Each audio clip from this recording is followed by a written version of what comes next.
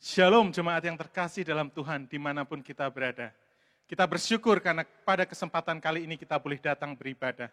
Mari setiap kita siapkan hati kita, kita bersama akan memasuki ibadah kita. Pertolongan ibadah kita dialaskan di dalam nama Allah Bapa, Allah Anak dan Allah Roh Kudus. Turunlah ke atas kita berkat kasih karunia, sukacita dan damai sejahtera dari Allah Tritunggal. Amin.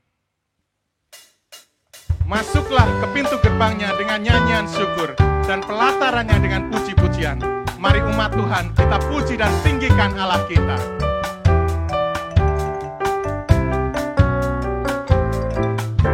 Mari masuk gerbangnya dengan hati bersyukur, halamannya dengan pujian.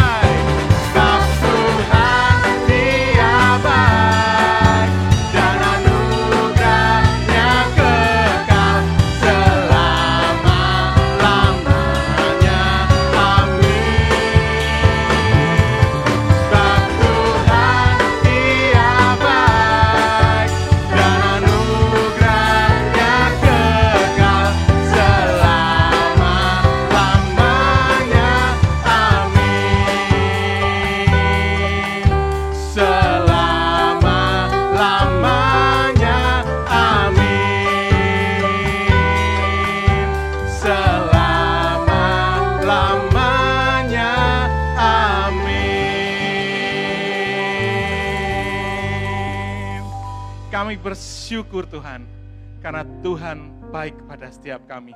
Dan kami sangat bersyukur karena kasih anugerah-Mu yang kekal untuk selama-lamanya bagi kami, umat tebusan-Mu. Terima kasih Tuhan, kesempatan kami boleh datang dan beribadah.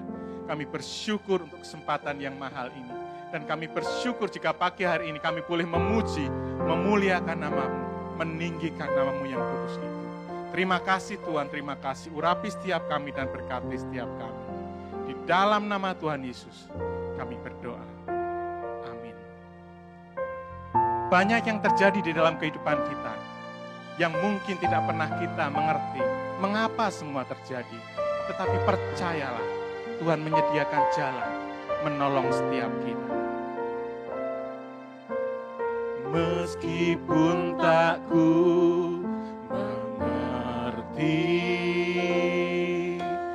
apa yang ku alami,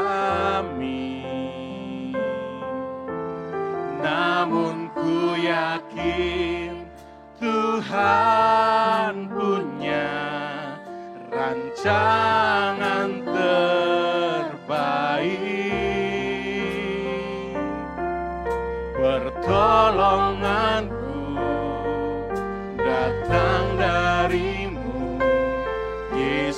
yang ku percaya.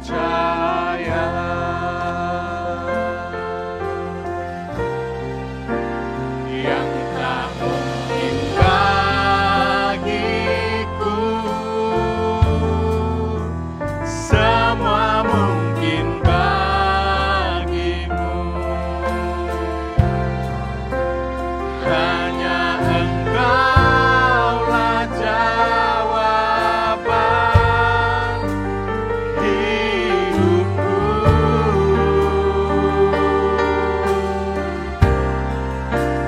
Yang tak pernah ku lihat dan tak pernah ku pikirkan,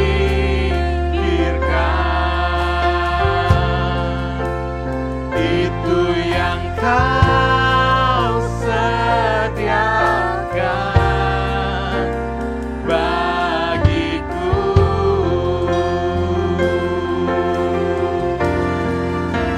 Yang tak mungkin bagiku, semua mungkin bagimu. Hanya Engkaulah jawaban hidupku. Oh, yang tak pernah ku lihat dan tak pernah ku pikirkan, itu yang Kau sediakan bagiku.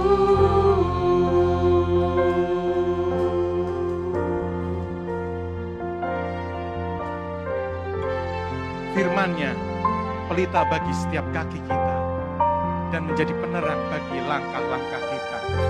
Mari setiap kita persiapkan hati kita mendengarkan kebenaran firman Tuhan. Firman-Mu pelita bagi kakiku, terang bagi jalanku. Firman-Mu pelita bagi kakiku, terang bagi jalanku. Waktu ku bimbang dan hilang jalanku, tetaplah Kau di sisiku. Dan takkan ku takut asal Kau di dekatku, besertaku selamanya. Firman-Mu pelita bagi kakiku, terang bagi jalanku. Firman-Mu pelita bagi kakiku, terang bagi jalanku. Waktu ku bimbang dan hilang jalanku, tetaplah Kau di sisiku. Dan takkan ku takut asal Kau di dekatku, besertaku selamanya.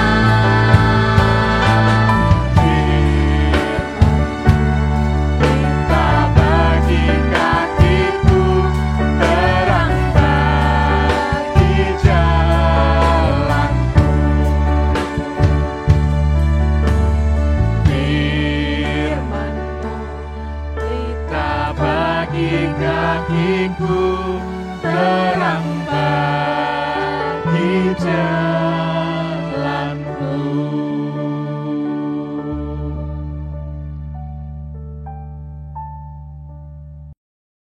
Shalom Bapak Ibu yang terkasih di dalam Tuhan dimanapun Anda berada. Sungguh suatu kasih Tuhan yang luar biasa di mana kita masih boleh kembali bersama-sama belajar akan kebenaran firman Tuhan. Mari sebelum kita memasuki pemberitaan firman Tuhan, kita mau menyatukan hati kita di dalam doa. Bapa di dalam surga, kami sungguh bersyukur atas kasih setia Tuhan yang senantiasa Kau nyatakan di dalam hidup kami. Di dalam masa-masa pandemi seperti ini, Engkau pun masih tetap melindungi kami sehingga kami masih mempunyai kesehatan yang baik. Bapa, kami juga bersyukur bila mana kami baru saja menaikkan puji-pujian kepada-Mu dari dalam hati kami yang paling dalam untuk kemuliaan nama-Mu Tuhan. Dan sekarang waktunya kami duduk diam di bawah kaki-Mu dan mendengarkan kebenaran firman-Mu. Biarlah Roh Kudus yang mengolah setiap hati kami untuk menjadi tanah yang baik, sehingga pada saat Engkau menaburkan firman-Mu, boleh jatuh di dalam hati kami dan membuahkan buah yang baik untuk kemuliaan nama-Mu. Urapi hamba-Mu juga ya Tuhan yang penuh dengan kelemahan ini. Jangan biarkan kelemahannya membatasi kuasa daripada firman-Mu. Bapa, berfirmanlah, karena kami sudah siap untuk mendengar. Hanya di dalam nama Tuhan kami Yesus Kristus, kami sudah berdoa dan mengucap syukur. Amin. Bapak Ibu yang terkasih di dalam Tuhan Yesus, pada pagi hari ini kita akan bersama-sama belajar akan suatu kebenaran, yaitu tentang the Christ-centered life, hidup yang berpusat kepada Kristus. Firman pada pagi hari ini akan terambil dari surat Filipi, pasal yang pertama ayat yang ke-21. Hanya satu ayat saja. Saya akan mengajak kita semua untuk membacakan ayat ini bersama-sama. Saya akan membacanya dari sini, dan saya harap Bapak Ibu bisa membaca dari Alkitab masing-masing, dimanapun Anda berada. Filipi, pasal yang pertama ayat yang ke-21. Beginilah firman Tuhan. Karena bagiku hidup adalah Kristus, dan mati adalah keuntungan. Kita baca sekali lagi. Karena bagiku hidup adalah Kristus, dan mati adalah keuntungan. Bapak Ibu, saya percaya bahwa setiap kita yang ada di Indonesia, terutama yang lahir dan bertumbuh di Indonesia, pasti sudah tidak asing dengan salah satu cabang olahraga di tanah peti ini, yaitu cabang olahraga bulu tangkis. Saking populernya, kita akan bisa melihat anak-anak kecil di kampung-kampung sudah mulai memainkan olahraga ini. Dan saya juga percaya tidak jarang di kampung-kampung kita, olahraga ini juga dipertandingkan pada acara 17-an. Sudah banyak pebulu tangkis Indonesia yang dilahirkan oleh tanah air ini. Salah satu contoh adalah Rudi Hartono. Dia adalah belian yang semakin berkilau di masa-masa mudanya pada saat dia bertanding di ajang pertandingan dunia. Seperti kita lihat, karir Rudi Hartono itu mewarnai tahun-tahun kejayaannya dari tahun 1968 sampai 1980 dan seterusnya. Dari antara pemain-pemain kelas dunia yang berasal dari Indonesia, hanya Rudi Hartono lah yang berhasil mengkoleksi 8 kali juara All England. Belum ada yang bisa menandingi perolehan medali yang Rudi Hartono hasilkan. Bapak Ibu yang terkasih di dalam Tuhan, kesuksesan yang sudah terlihat tidaklah serta-merta dia hasilkan dengan tanpa kerja keras. Sejak umur 9 tahun, dia sudah menunjukkan bakatnya di mana dia bisa bermain bulu tangkis dengan sangat baik. Tetapi sayangnya, bakat Rudi Hartono ini tidak diketahui oleh ayahnya. Setelah 2 tahun kemudian, barulah ayahnya menyadari bakat daripada anaknya. Ayahnya yang dulunya adalah pemain bulu tangkis juga, kemudian melatih anaknya di klub bimbingannya. Dia melatih Rudi Hartono tentang kecepatan, ketahanan fisik, strategi, dan teknik. 4 hal ini dikuasai oleh Rudi Hartono pada saat dia masih berusia belasan tahun. Setelah 3 tahun ini, dia merasa bahwa di klub ayahnya dia tidak bisa bertumbuh menjadi lebih baik lagi. Dia pindah ke klub yang lebih besar, yaitu klub Raja Wali di Surabaya pada waktu itu. Dia dilatih, dia digembleng, semakin baik dan semakin baik. Beberapa tahun kemudian kembali Rudi Hartono merasakan bahwa dia mengalami stagnasi di dalam mempertajam keahliannya. Dia kembali pindah ke klub pelatihan untuk klub Piala Thomas Indonesia. Di sanalah Rudi Hartono ini dipoles sedemikian sehingga dia bisa menjadi berlian yang berkilau dan dia menjadi sang legenda bagi Indonesia.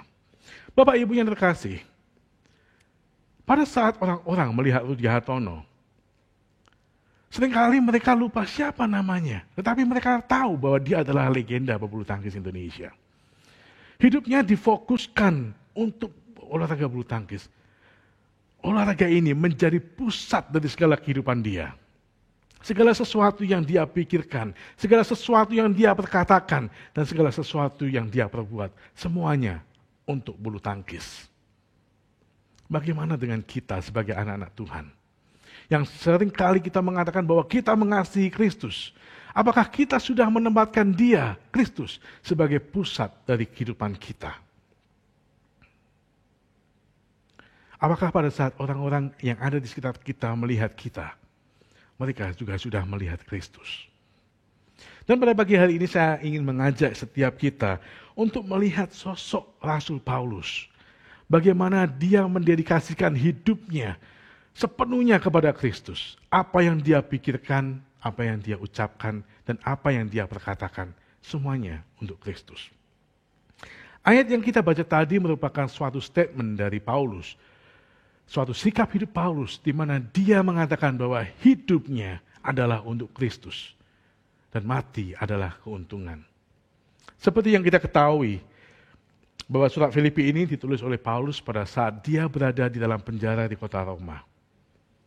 Suatu tempat di mana dia tinggal, sekota dibatasi dengan tembok-tembok dingin. Tetapi pikirannya tidak bisa dibatasi oleh tembok-tembok itu. Dia selalu memikirkan jemaat-jemaat Tuhan. Dia selalu membawa dirinya berdoa kepada Tuhan untuk semakin dekat kepada Tuhan. Dan tidak hanya surat Filipi yang dituliskannya pada saat dia berada di dalam penjara. Beberapa di antaranya adalah surat yang ditujukan kepada jemaat di Kolose, Efesus, surat Filemon, dan surat Ibrani. Semuanya dia berikan, semuanya dia beritakan, semuanya dia lakukan untuk membimbing setiap jemaat agar mereka semakin serupa dengan Kristus. Tidak mudah untuk melakukan ini semua, betul.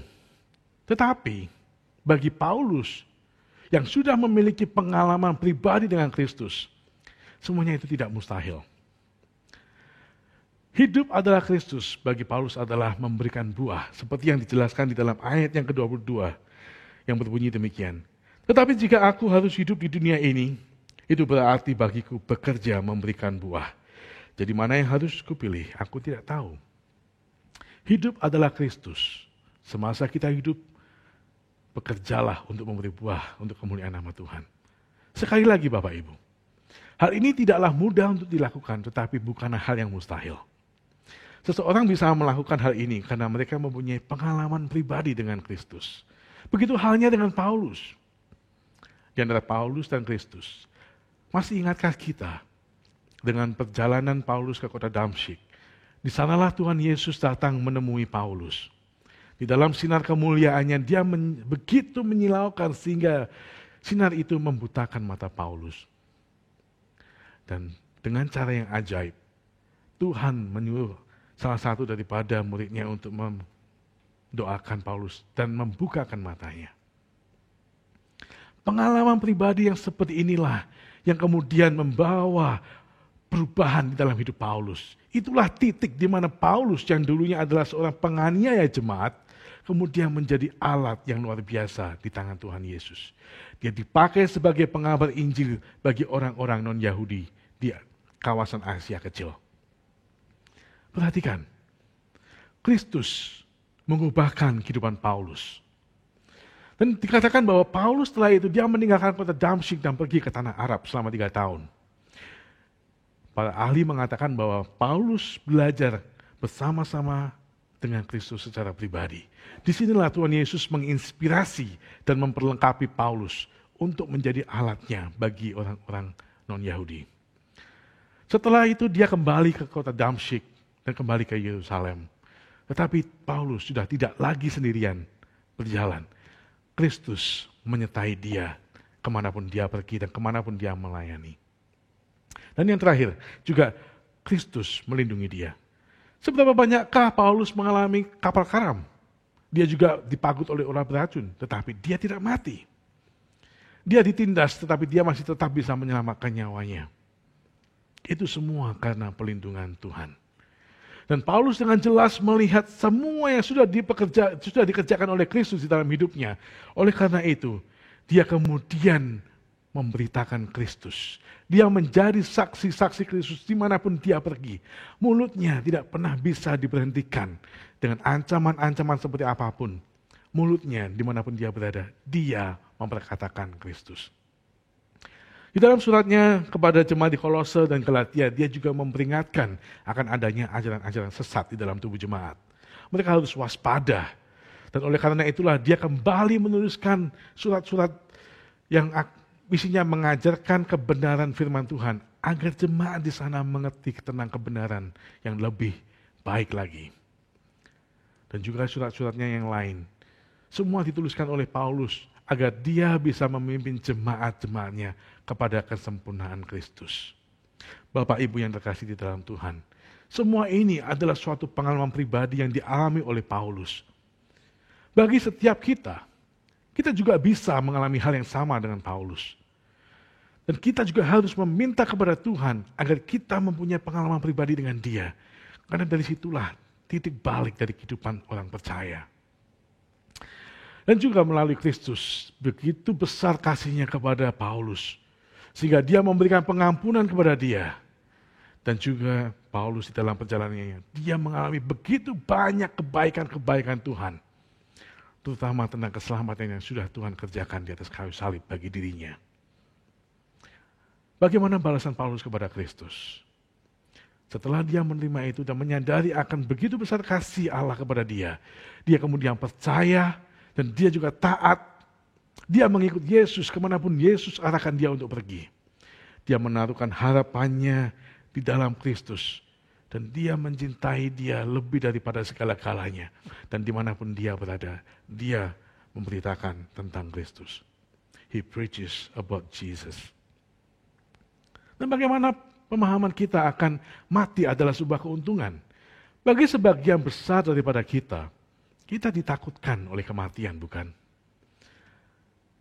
Bagaimana kita akan mati? Oh, mungkin aku akan mati terbakar. Aduh, sakitnya seperti ini. Ataukah kita mungkin mati tenggelam? Kita nggak bisa bernafas, paru-paru kita terisi air meledak segala macam, penuh dengan ketakutan. Tetapi bagi Paulus yang sudah pernah mengalami pengalaman pribadi dengan Kristus, dia sudah tidak lagi ditakutkan akan kematian. Bahkan dia mengatakan bahwa mati adalah sebuah keuntungan bagi dia. Kenapa? Karena bagi Paulus, mati adalah satu-satunya cara bagi dia untuk bisa kembali kepada Kristus, Sang Penciptanya. Di mana dia bisa dibebaskan dari segala sakit penyakit, segala penindasan, dan segala kesusahan hidup di dunia ini. Bahkan dikatakan, kalau bisa, aku ingin kembali sekarang kepada Kristus. Karena di sana tidak ada lagi air mata, hanya ada sukacita. Kita sebagai anak-anak Tuhan juga seharusnya mempunyai pola pikir yang sama seperti Paulus. Janganlah kita ditakutkan akan hal yang sia-sia. Bukankah kita sudah percaya bahwa Kristus sudah mengerjakan keselamatan itu. Dan semua harga yang harus kita bayar sudah lunas dibayar oleh Tuhan. Dan pada saat kita memberikan hidup kita kepada Dia, kita juga sudah menerima janji akan keselamatan yang dijanjikan oleh Kristus. Sehingga kematian bukanlah lagi hal yang menakutkan bagi kita. Kematian hanyalah sebuah media di mana kita berpindah dari kehidupan kita di tempat ini ke tempat yang baru, di mana kita bisa bersama-sama dengan Kristus. Pertanyaannya adalah,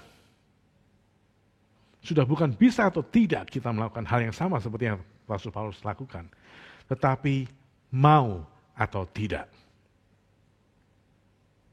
Bukan bisa atau tidak lagi, Bapak Ibu, tetapi mau atau tidak. Apabila kita mempunyai komitmen untuk mau melakukan apa yang Paulus lakukan, percayalah, Tuhan yang akan memampukan kita. Tuhan yang akan mengubahkan hidup kita. Dia yang akan menginspirasikan kita dan memperlengkapi kita. Dan Dia akan menyertai kita serta melindungi kita.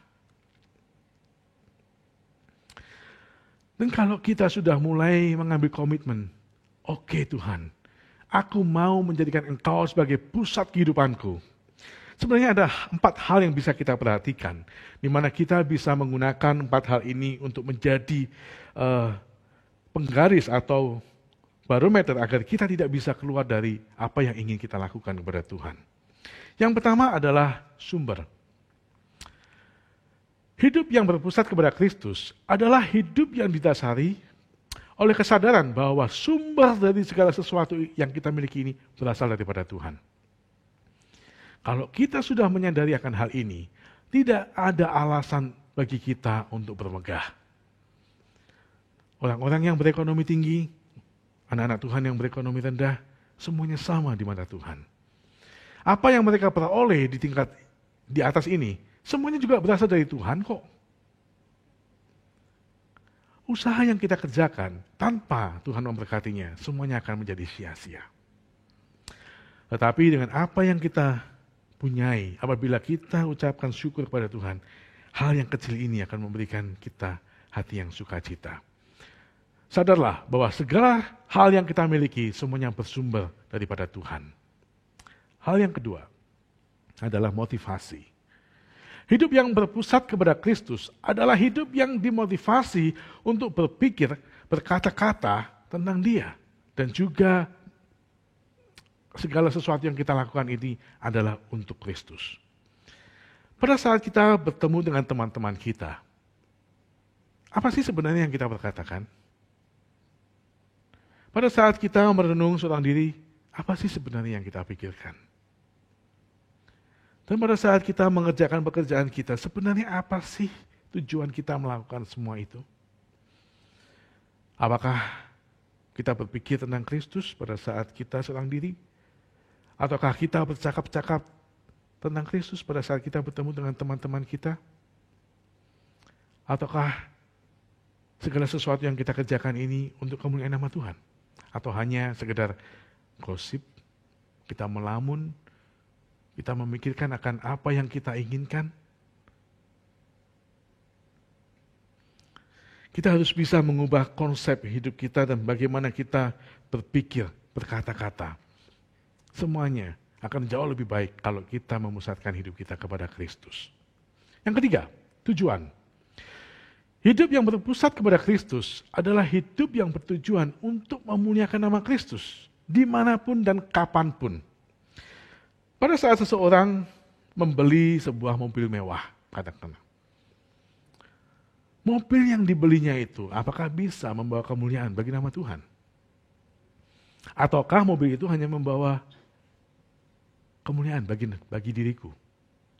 Pada saat kita membeli rumah besar, mewah, apa sih tujuan sebenarnya daripada kita membeli rumah itu? Apakah untuk kemuliaan Tuhan? Ataukah kita membelinya karena kita tidak mau dianggap remeh oleh orang-orang yang ada di sekitar kita atau teman-teman kita yang kaya? Tujuan hidup adalah hal yang sangat penting. Apabila kita mau mengadakan hidup kita berpusat kepada Kristus, kita harus bertujuan untuk memuliakan nama Tuhan Yesus dimanapun dan kapanpun. Dan yang terakhir adalah harapan. Hidup yang berpusat kepada Kristus adalah hidup yang mempunyai harapan pasti di dalam kekekalan, sehingga kita bisa menjalani hidup ini dengan penuh dengan sukacita. Benar, hidup kita ini tidak mudah. Tetapi kalau kita mempunyai harapan yang pasti di dalam Tuhan, pergumulan-pergumulan dan permasalahan-permasalahan akan bisa kita lewati. Karena kita akan dikuatkan, karena kita akan disertai, kita akan dilindungi oleh Tuhan. 4 hal ini perlu kita perhatikan Bapak Ibu. Kalau kita ingin menjadikan Kristus sebagai pusat daripada hidup kita, segala sesuatu di dalam aspek kehidupan kita harus berpusat kepada Dia. Sekarang, cobalah bertanya kepada diri kita masing-masing. Apakah Kristus adalah sumber dari segalanya di dalam hidup kita? Ataukah kita masih mengandalkan hal-hal lain? Pekerjaan kita mungkin, orang-orang yang ada di sekitar kita, saudara kita. Yang kedua, apakah Kristus selalu menjadi motivasi utama di dalam setiap pikiran, ucapan, dan perbuatanku. Dan yang ketiga, apakah kemuliaan Kristus itu menjadi tujuan akhir di dalam hidupku? Dan apakah Kristus adalah satu-satunya harapanku, baik di waktu ini, pada saat saya masih hidup di dunia ini, dan di dalam kekekalan nanti? Kalau kita sudah bisa menjawab keempat pertanyaan ini dengan ya, berarti kita sudah berada di dalam jalur yang benar. Kita sudah menempatkan Kristus di dalam pusat kehidupan kita. Tetapi kalau ada dari antara pertanyaan ini yang masih tidak, maka kita masih harus bekerja. Kita harus mengupayakan dan kita harus mengusahakan agar kehidupan kerohanian kita semakin bertumbuh dan semakin serupa dengan Tuhan. Mintalah pertolongan daripada Roh Kudus. Saya percaya bahwa Roh Kudus itu murah hati. Dia pasti akan menolong kita apabila kita meminta pertolongan daripadanya. Bapak Ibu yang terkasih di dalam Tuhan, selain daripada Rasul Paulus yang hidup di dalam masa Tuhan Yesus pada waktu itu, kita juga bisa melihat dari kehidupan seorang Ravi Zachariah. Seorang apologet Kristen, dia juga seorang pendiri dan sekaligus presiden direktur Yayasan Ravi Zachariah International Ministry. Dia baru saja meninggal pada bulan Mei 2020 yang lalu. Tetapi semasa hidupnya, dia berikan sepenuhnya kepada Tuhan. Tetapi ada yang menarik dari kehidupan Ravi Zachariah. Dia lahir dari keluarga Anglikan. Tetapi pada saat dia masih muda sampai berumur 17, Ravi ini adalah seorang ateis. Orang yang tidak percaya Tuhan. Bagaimana dia bisa kemudian berubah dan memberikan hidupnya sepenuhnya kepada Tuhan? Pada saat dia berumur 17 tahun, ternyata dia pernah melakukan usaha bunuh diri. Dia mencoba untuk meminum racun, tetapi gagal membunuh dirinya karena sempat ketahuan dan dibawa ke rumah sakit. Dan pada saat itu ada seorang penginjil yang datang dan memberikan Alkitab kepada ibunya. Penginjil ini mengatakan, tolong bacakan kepada Ravi. Yohanes 14 ayat yang ke-19. Mari kita baca bersama. Dari Injil Yohanes pasal ke-14 ayat yang ke-19.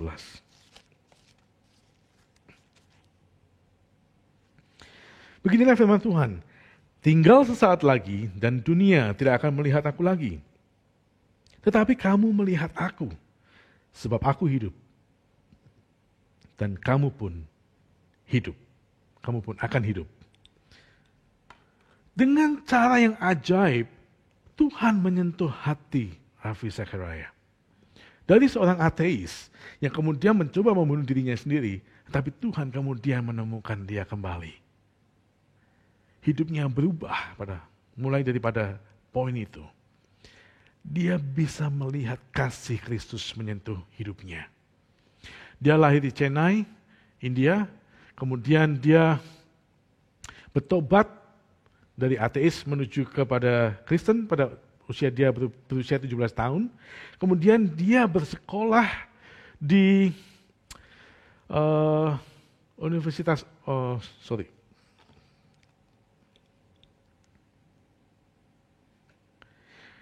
Dia mendedikasikan hidupnya untuk Kristus, memulai pelayanan pada tahun 1971 sampai akhir hidupnya pada tahun 2020. Dia lulusan dari sekolah Alkitab Ontario, yang sekarang kalau tidak salah menjadi, saya lupa. Oke. Tetapi yang pasti, dia memberikan hidupnya. Sejak masa dia bertemu dengan Kristus, kemudian sejak masa itulah dia mendedikasikan, mempelajari setiap kitab suci, dia menjadi pembela iman evangelistik Kristen. Dan dia bisa diterima oleh kalangan-kalangan anak-anak milenial, baby boomers, Gen X, Gen Z. Dia bisa membawa dirinya dengan sangat baik. Banyak sekali tudingan-tudingan atau fitnahan-fitnahan yang ditujukan kepada iman Kristen. Dan dia bisa kemudian membela iman Kristen dengan baik. Dia adalah sosok seorang yang memusatkan Kristus sebagai pusat dari kehidupannya. Bagaimana dengan setiap kita? Maukah kita menjadikan Kristus sebagai pusat kehidupan kita? Mintalah tolong kepada Roh Kudus untuk memampukan setiap kita. Dan saya percaya bahwa Roh Kudus bisa membawa perubahan di dalam hidup kita menjadi hidup yang jauh lebih berharga, jauh lebih hebat, jauh lebih mengasihi Tuhan. Sebab kiranya Tuhan Yesus memberkati kita semua. Amin. Mari kita menyatukan hati kita dan kita mau membawakan beberapa pokok doa juga kepada Tuhan. Bapa di dalam surga, kami sungguh bersyukur pada pagi hari ini kami boleh belajar kembali akan kebenaran firman Tuhan. Bagaimana kami bisa menjadikan Engkau sebagai pusat kehidupan kami seperti Rasul Paulus. Bapa, kami tahu bahwa hal ini bukanlah hal yang mudah. Kami mohon kepada pertolongan-Mu Tuhan supaya kiranya Roh Kudus yang akan memampukan kami. Biar Roh Kudus yang akan mengubahkan hidup kami. Biar Roh Kudus yang menginspirasi dan melengkapi kami. Dan biar Roh Kudus yang akan menyertai serta melindungi kami di dalam hidup ini. Bapa, kami mau berubah. Ampuni setiap kami yang selama ini masih hanya memikirkan aku, dan aku.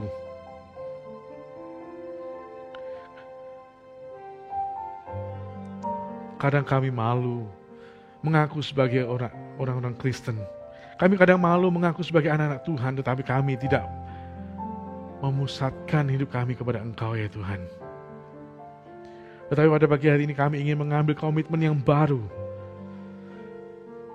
Melalui pemahaman yang baru ini, biarlah kami sebagai anak-anak Tuhan bisa berpikir akan Engkau setiap saat Tuhan. Bisa berkata-kata akan Engkau dimanapun. Dan juga biarlah orang-orang yang ada di sekitar kami pada saat melihat kehidupan kami, mereka juga bisa melihat Kristus dinyatakan di dalam hidup kami. Urapi setiap kami Tuhan. Biarlah kami menjadi anak-anak-Mu yang baru. Biarlah setelah firman ini bisa menjadikan kami murid-murid Kristus yang jauh lebih berkualitas. Terima kasih Tuhan, terima kasih. Dan kami juga berdoa ya Tuhan bagi bangsa dan negara kami yang pada saat ini masih terpuruk oleh karena pandemi COVID-19 ini Tuhan. Kami memohon belas kasihan Tuhan. Kiranya Tuhan mencurahkan kuat kuasa-Mu Tuhan. Urapi juga setiap aparat pemerintahan yang sudah bekerja keras untuk menanggulangi penyebaran virus ini Tuhan. Kami berdoa supaya senantiasa Kau lindungi mereka, Kau jagai kesehatan mereka Tuhan. Kami juga berdoa untuk setiap anggota keluarga kami, supaya kiranya kami boleh Kau lindungi dan Kau sertai. Kami masih percaya Tuhan bahwa Engkau Allah yang dahsyat, Engkau Allah yang luar biasa.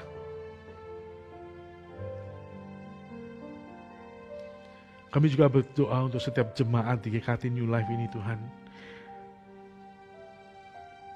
Lihatlah kerinduan setiap hati mereka Tuhan. Di mana mereka rindu untuk bersekutu, berkumpul. Untuk memuji dan memuliakan nama-Mu Tuhan. Mereka juga rindu untuk boleh bersama-sama duduk di tempat ini Tuhan. Untuk mendengarkan kebenaran firman-Mu. Puaskanlah kerinduan hati mereka Tuhan. Dan kami percaya bahwa Engkau akan menyatakan kuasa-Mu.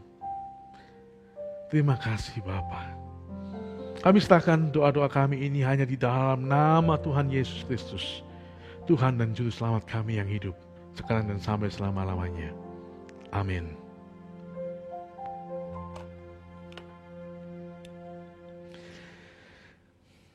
Bapak Ibu yang terkasih di dalam Tuhan, saya undang setiap kita untuk bangkit berdiri. Mari kita menerima ayat peneguhan daripada Tuhan dan nantinya kita akan menutup dengan doa berkat. Janganlah takut sebab aku menyertai engkau, janganlah bimbang sebab aku ini Allah-Mu. Aku akan meneguhkan, bahkan akan menolong engkau. Aku akan memegang engkau dengan tangan kananku yang membawa kemenangan. Amin. Mari kita arahkan hati kita kepada Tuhan. Tuhan memberkati engkau dan melindungi engkau. Tuhan menyinari engkau dengan wajah-Nya dan memberi engkau kasih karunia. Tuhan menghadapkan wajah-Nya kepadamu dan memberi engkau damai sejahtera, mulai daripada saat ini sampai selama-lamanya. Amin. Aku percaya berkat-Mu atasku melimpah, kebajikan, kemurahan selalu mengikutiku. Ku puji, ku sembah Kau. Aku percaya berkat-Mu atasku melimpah, kebajikan, kemurahan selalu mengikutiku. Ku puji, ku sembah Kau Tuhan. Ku puji, ku puji, ku sembah Kau Tuhan. Amin. Tuhan Yesus memberkati kita semua.